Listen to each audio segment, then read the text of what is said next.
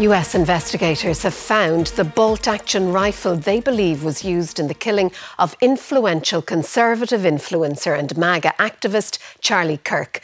The FBI is offering a $100,000 reward for information and has released images of a person of interest.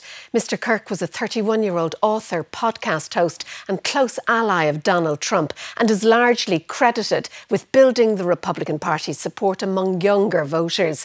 He was killed by a single gunshot in the neck, addressing thousands of students in Utah Valley University. It's 9/11, the 24th anniversary of a shocking act of political violence that changed the direction of America. At a ceremony at the Pentagon, hastily moved inside the complex for security reasons, President Trump reflected on a more recent act of political violence. I'm pleased to announce that I will soon be awarding Charlie Kirk posthumously the Presidential Medal of Freedom. You guys okay? The assassination of Charlie Kirk was brutal and shocking, not least for the estimated 3,000 students attending his event at Utah Valley University who witnessed him being shot in the neck by a single round. And then he fell over and slumped down, and everybody got down and was screaming, and then we all ran. CCTV showed a presumed gunman fleeing from a rooftop almost 200 meters away. Tonight, the FBI released these images from university security cameras showing a suspect in the case. We have tracked his movements onto the campus, through the stairwells, up to the roof, across the roof to a shooting location. We have recovered what we believe is the weapon that was used in yesterday's shooting. It is a high-powered bolt-action rifle. We may not have realized Charlie at the Kirk time, was one of the most influential media and political figures in American conservatism. He was widely credited with reinvigorating conservative thought among the youth of America and with converting a significant portion of them into Trump voters. The basic things our parents enjoyed are increasingly out of reach for Gen Z and millennials. You see, the American dream has become a luxury item for the wealthy elite.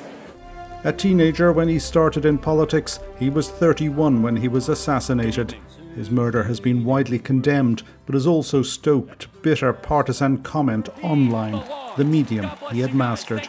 Sean Whelan, RTE News, Washington.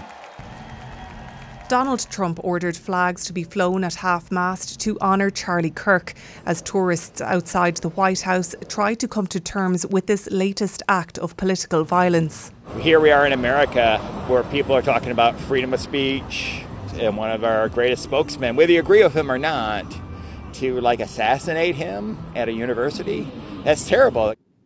But a moment of reflection in the House for the popular Conservative activist quickly reflected the political divide, with arguments breaking out. Wait a minute. The House will be in order. The House will be in order. Yeah, Jackie, I served in office and it was never like this, right? The tone and the vitriol was never the way it is showing up today. And so it's madness and it has to stop. With high-profile assassination attempts and the killing of a Democratic state lawmaker in Minnesota this year, has the US entered a new era?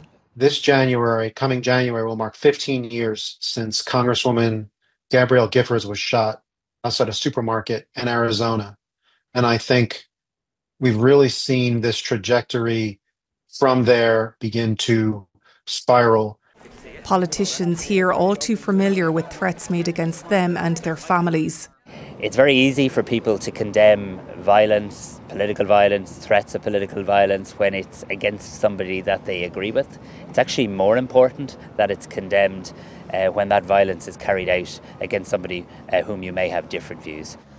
Political violence is nothing new in the US, but fears grow it is becoming normalised in this polarised nation.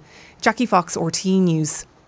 Let's have a word with Sean Whelan. He joins us now from Washington, from the White House. Sean, if there was any degree of political unity in the aftermath of this murder, it was pretty short-lived. The blame game has begun and it's pretty ugly. It is very ugly, Sharon, particularly online, where you kind of expect, really, don't you, the social media exchanges to be pretty unpleasant, but they're even more unpleasant now, backed up by a lot of that really gory video of Charlie Kirk's assassination. TikTok saying they're going to take all those images down immediately because people really shouldn't be looking at that kind of stuff. But all kinds of conspiracy theorists are also spreading all kinds of conspiracy theories, and the longer the manhunt for the assassin goes on, the more that those conspiracy theories grow and grow legs. It's also transmitted into the real world as well. Here in DC, we've had a bomb threat dialed into the Democrat Party headquarters building a little bit further downtown. The Capitol Police investigated, said it was a false alarm, and people have gone back to work there. But it does indicate the polarised and divided nature of politics here, and I guess that polarisation and division perhaps going to get an even bigger jolt. There was reporting by the Wall Street Journal today that amongst the bullets found in that rifle recovered by the FBI, some of them had writing on them which was supposed to relate to transgender ideology and anti-fascist ideology, and that will presumably stir the pot even more if that turns out to be correct reporting. Sean Whelan, thank you.